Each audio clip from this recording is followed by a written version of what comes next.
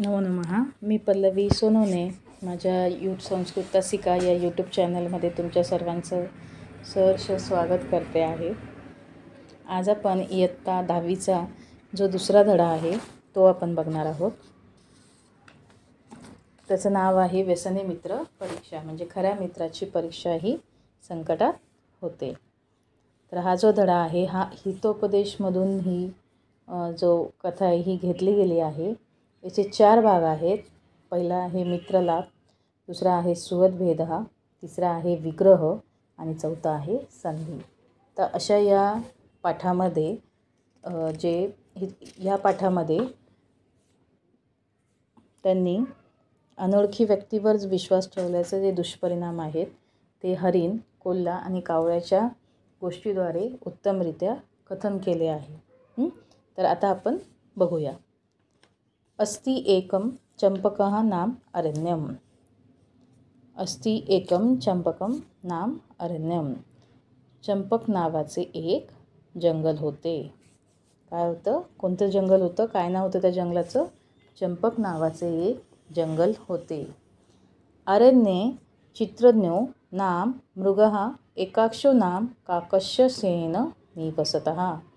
त्यांनी सांगितलं की जंगलामध्ये चित्रांगो म्हणजे चित्रांग नावाचं मृग म्हणजे हरिण, एकाक्ष नाम काकस्य, काक म्हणजे कावळा, एकाक्ष नावाचा कावळा प्रेमाने स्नेहेन म्हणजे प्रेमाने एकत्र निवसतः म्हणजे वसतः म्हणजे राहत होते, निवसतः म्हणजे राहणे.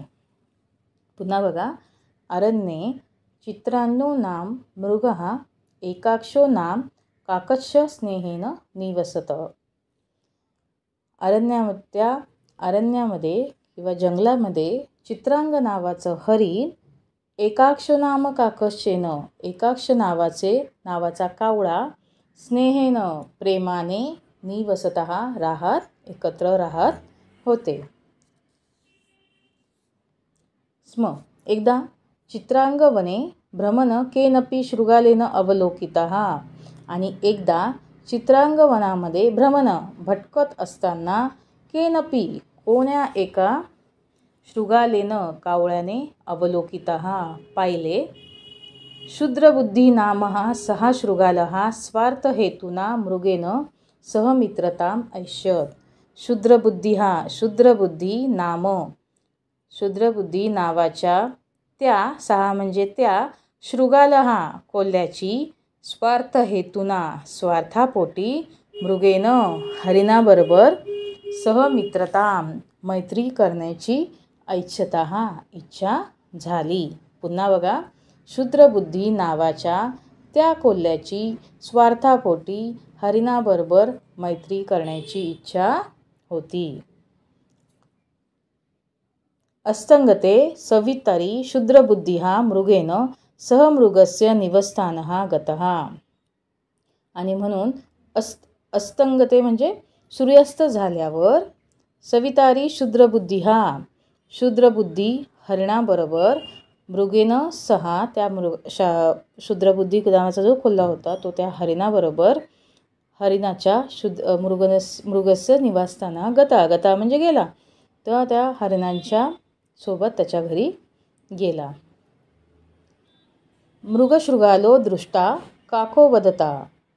आणि हरिण आणि कोल्ह्याला बघून कावळा म्हणाला, सखे चित्रांग कोयः द्वितीयः. तो म्हणाला, अरे मित्रा चित्रांग, दुसरा कोण आहे? मृगः अब्रूत. मृग बोलला किंवा हरिण म्हणाले, जंबुकोयम अस्मसख्यम इच्छती. आणि तो म्हणाले की हा कोल्हा आहे आणि त्याला आपल्याबरोबर मैत्री करण्याची इच्छा आहे. अस्मत् सख्यम म्हणजे मैत्री करण्याची इच्छती म्हणजे इच्छा आहे. काकः उपदिशत. आणि त्यावर कावळा म्हणाला, अकस्माद गंतुनासह मित्रतान युक्ता.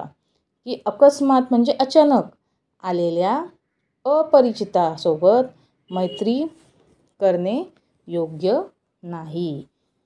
तदा कर्ण्यः जंबुकः सकोपम आह. आणि ते ऐकून कोल्हा रागाने म्हणाला, आह मृगस्य प्रथमदर्शने भवानपि अपरिचितः एव आसीत्. की हरिणाच्या प्रथमदर्शी तो कोल्हा रागाने काय म्हणाला की प्रथमदर्शी तू सुद्धा अनोळखी होतास. यथाय मृगः मम बंधुः तथा भवनपि. आणि ज्याप्रमाणे हे हरिण माझ्या मित्राप्रमाणे आहे, मित्रासमान आहे, त्याप्रमाणे तू आहेस. यथाय मृगः मम बंधुः तथा भवनपि. आणि तो म्हणाला की तू जसं हरिण माझ्या मित्रासमान आहे त्याप्रमाणे तू आहे. मृगः अब्रवीत.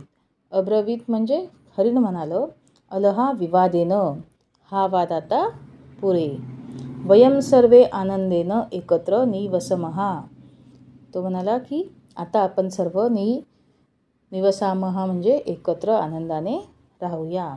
काकेन उक्तम. कावळा म्हणाला एवं मस्तु. असेच हो. कावळ्याला काय तस पाहिजे होतं म्हणून तो काय म्हणाला, असेच हो. एवढं समजलंय?